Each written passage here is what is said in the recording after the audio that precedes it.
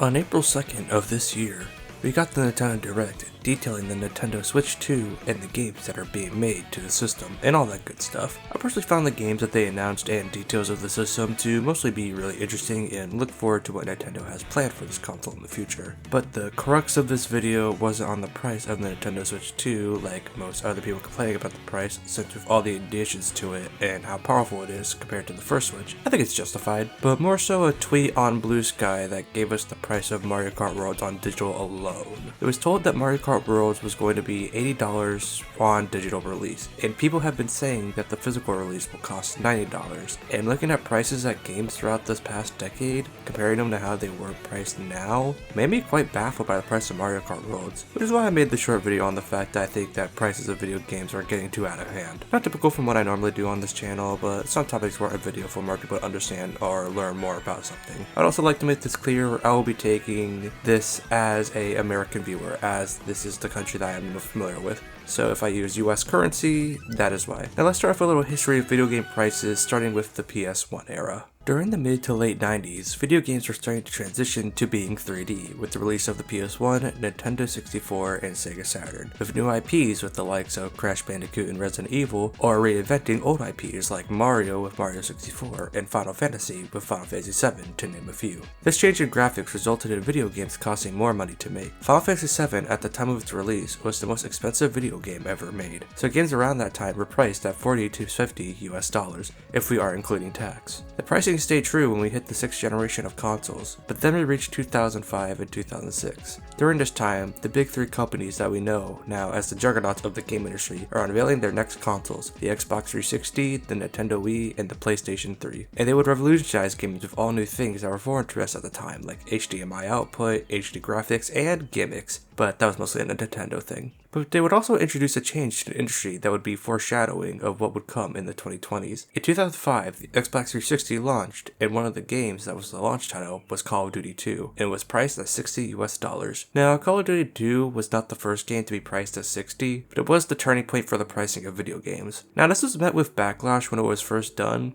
but I would say that the price change in the 7th generation made the most sense. Games are not only becoming more graphically powerful, but the fact that the games can handle a lot more than ever before, and games pushing the power of the system, with the likes of Halo 3 and the second Uncharted game being the examples that come to mind when I think of the 7th generation of consoles. Then we hit the 8th generation of consoles, the PS4, Xbox One, and the Wii U. Now, there wasn't a shift in price with this generation, but there would be a problem with games that would spark something that would happen in a few years, which we could talk about later. But this then leads us to the 2020s, when the world was dying and we were given the PS5 and Xbox Series consoles. When these consoles were announced, it was shown that the games releasing around this generation were going to be around $70. This change in price was met with a lot of backlash, and it hasn't really stopped for the past few years, as we still get articles about it to this day. But now, we are in the current year of 2025 with the Nintendo Switch 2 and Mario Kart Worlds coming out in the summer with a price tag of $80 digitally with a possibility of $90 physically. And there are suggestions and rumors going around that Rockstar is going to release GTA 6 for $100, which I think a normal person could say that these prices are starting to get out of hand, which is the topic of today's video, ironically.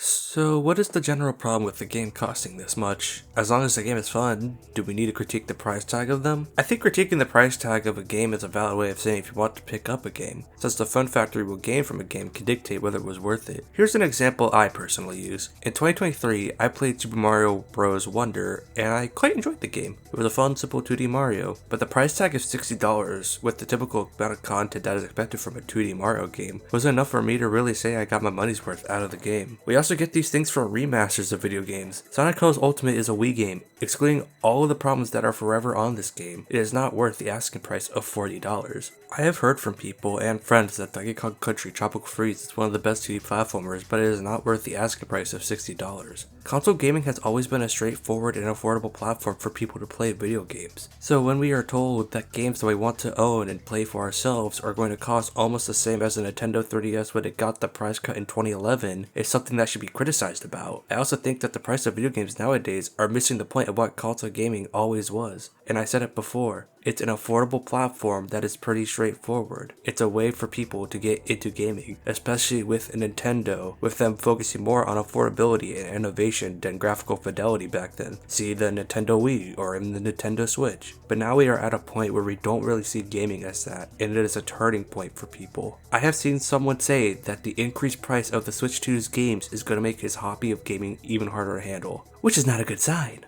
Now, there are 3 things that I think are the reasons behind games being this price tag. First, there is inflation. This one's going to be the shortest of the 3 since it's definitely the most straightforward one, and the fact that I don't really want to go into the politics of inflation and just mention it and how it has changed over the past decade. I think we all know that it is a fact that our current financial climate is not as well off as in the past. Using an inflation calculator, we can see that an item that cost $60 in 2013 has increased to $82.18, which is a 37% increase. Inflation is getting worse by the year with supply chains and energy prices, and we are not taking precautions to deal with it. So a video game costing about the same price as a week's worth of groceries is not going to help with a game selling, no matter how cool the game looks. The second reason is development costs. This is something that has been happening since the start of 3D, but it got worse with time, with games costing more to make because of the arms race the industry has to make the games look like 4K movies. This all realistically started with the 7th generation, and there was a game that I could pinpoint this problem to, but I think the generation that really made this a problem was the 8th generation of consoles. The 8th generation of consoles was when video games started to cost a lot of money to make. Here's a side-by-side comparison. Taking into account the marketing costs, Halo 3's budget was $60 million. While there is no definitive number, it is estimated that Halo 5's budget was $130 million.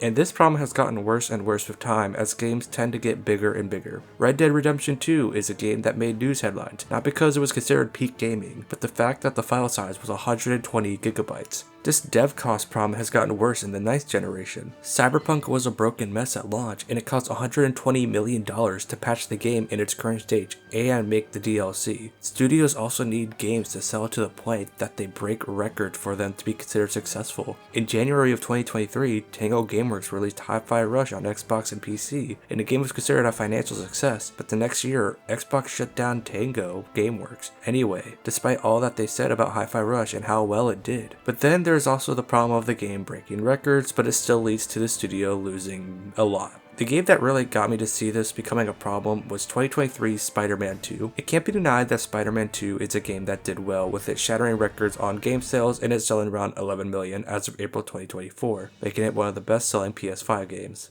But the profits were not enough to keep employees afloat, and Insomniac had to face layoffs within the company, which is bad enough when they also had to deal with their games getting leaked online as well as some of their personal info. Now, I do think that there is a reason for games to cost so much, and it's because games are one of the best-selling mediums and companies expect the most out of sales of a game. This happened with Resident Evil 6 back in 2012. Resident Evil 5 was one of the best-selling Capcom games in 2012, and so Capcom had high estimates for how many copies Resident Evil 6 was going to sell, but the mixed reviews of the game had it sell less than what was anticipated. But the funny thing is that Resident Evil 6 is still one of the best-selling Capcom games ever made, breaking records far past what was expected, but it still ended up being a failure to the eyes of the company. So when games do well and set expectations past what you expect, then that will lead to situations like this, where we want things to make all the money in the world, but while still a success, aren't going to be enough for them, and sacrifices will have to be made. And that's just a sad thought to think about the more time passes. The third reason is greed, and this will be a very straightforward one because it's the most straightforward. I don't know why I wrote that, but I'm keeping that in. Battle passes are something that have been around in the games industry since 2017 with Fortnite and PUBG, and they have been, I would argue, the worst thing to come from modern gaming. We have been over this before, but it goes without saying. Loot boxes are a major problem because they are designed to steal your money because they are the equivalent of gambling. Sure, you get that one free loot box from getting a level up, but we know that you want that Genji skin that makes you look like a different color, so fork over the money, honey. Battle passes are basically subscription services for a game that you play that only offer customization stuff to the character or avatar that you are playing, so you better fork over that money to play as Hatsune Miku in Fortnite. We know you want to.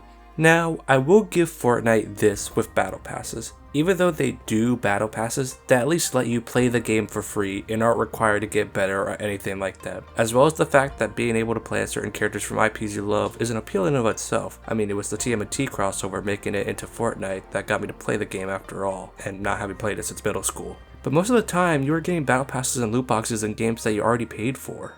Take most shooters that are published by Activision or EA for example. You paid the $60 to $70 that the game was worth, but then if you want some cosmetics, you'll have to fork over more green just to get it, instead of earning it with good play or with experience. There are also the gaming subscription systems that the big three companies have: Nintendo Switch Online, PlayStation Plus, and Xbox Game Pass. Now, it is cool that these services have perks to them, like being able to play NES, SNES, and Game Boy games on NSO, and Xbox Game Pass gives you a huge library to play, including some new games at launch, but I hate that these services are made to steal your money just to play online games. I remember when NSO first came out and people were not happy about it. It took them a year just to justify the price when they added SNES games to the system, and it got even worse when they introduced the expansion pass with Nintendo 64, Genesis, and Game Boy Advance games, when the online service from what I heard still isn't all that great or much of an upgrade, and I started talking about recent prices for the upgraded version of the original games to Switch. We'll be here all day and I got a charity stream to organize. At the end of the day, what does this all mean? What do I get out of making this video instead of working on the 5 over Thomas the Tank Engine video that's in the works? Well, I want to get the word out that we should not be accepting these prices and speak out about the fact that video games are slowly becoming the one thing they aren't anymore: accessible.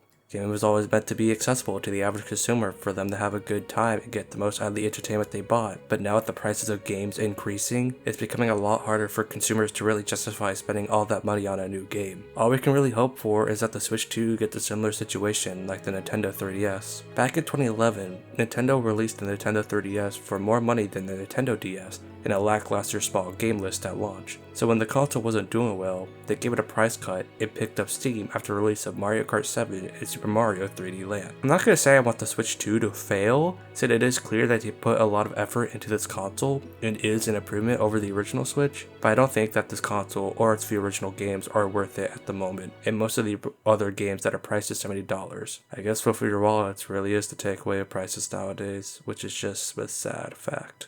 I hope you all enjoyed this editorial, and as always, have a nice day.